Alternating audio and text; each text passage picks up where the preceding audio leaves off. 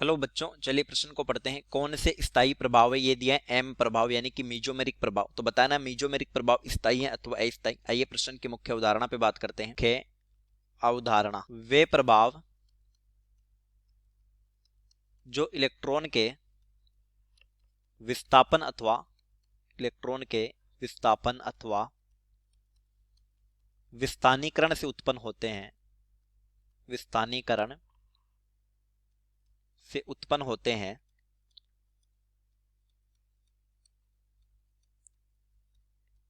Electronic प्रभाव कहलाते हैं। इलेक्ट्रॉनिक प्रभाव कहलाते हैं। मीजोमेरिक प्रभाव भी क्या है? एक इलेक्ट्रॉनिक प्रभाव है। मीजोमेरिक प्रभाव यानी कि एम इफेक्ट। परमाणु अथवा परमाणुओं का समूह है। परमाणु अथवा परमाणुओं का समूह है जो किसी संयुग्मी तंत्र में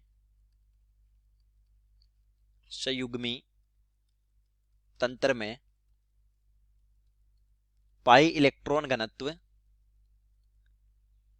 डालता हो।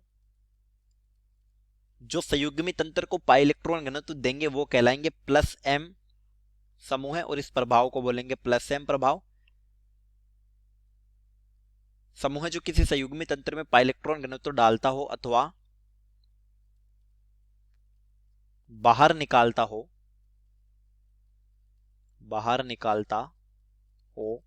बाहर निकालने वाले कहलाएंगे माइनस एम समूह है। मीजोमेरिक समूह कहलाते हैं। मीजोमेरिक यानी एम समूह कहलाते हैं तथा इस प्रभाव को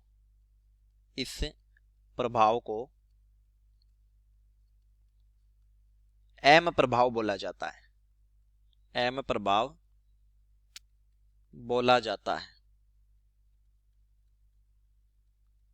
देखिए, संयुग्मी तंत्र का मतलब है कि वहां पर पाई इलेक्ट्रॉन पहले से रेजोनेंस में उपस्थित है, जैसे CH2 द्विबंध CH द्विबंध, और यहां पर जुड़ा है NH2। तो देखिए यहां पर पाई इलेक्ट्रॉन क्या है? एकांतर स्थिति पर है, यानी ये संयुग्मन में है।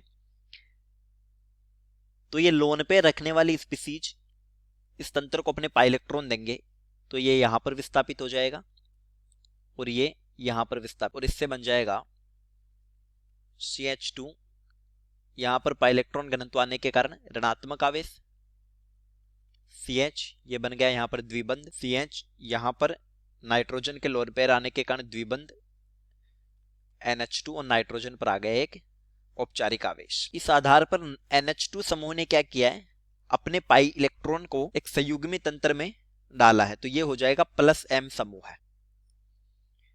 जैसे कोई समूह है NO2 समूह है, तो ये होता है माइनस एम प्रभाव दर्शाने वाला। कारण क्योंकि N द्विबंध O, तो यहां पर आ जाएगा नाइट्रोजन पर डेल पॉजिटिव और ऑक्सीजन पर डेल नेगेटिव, क्योंकि ऑक्सीजन की विद्युतीयता अधिक है।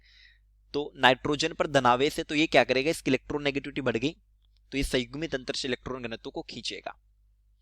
इस समूह का प्रभाव होता है माइनस एम समूह है। अब देखिए, एम प्रभाव एक स्थायी प्रभाव है। एक स्थायी प्रभाव है। यह प्रभाव बाहरी आक्रमणकारी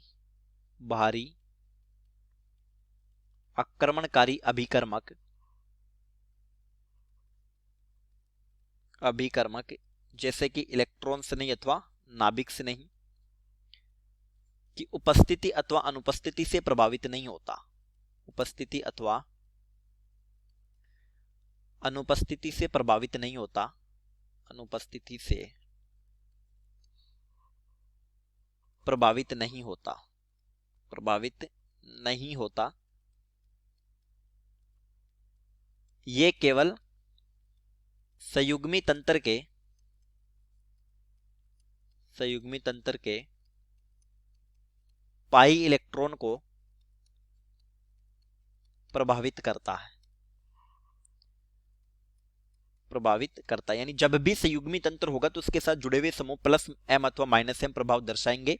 इसका बाहरी आक्रमणकारी अणु से कोई संबंध नहीं है। तो चलिए उम्मीद करता हूँ प्रश्न समझ आया होगा। धन्यवाद।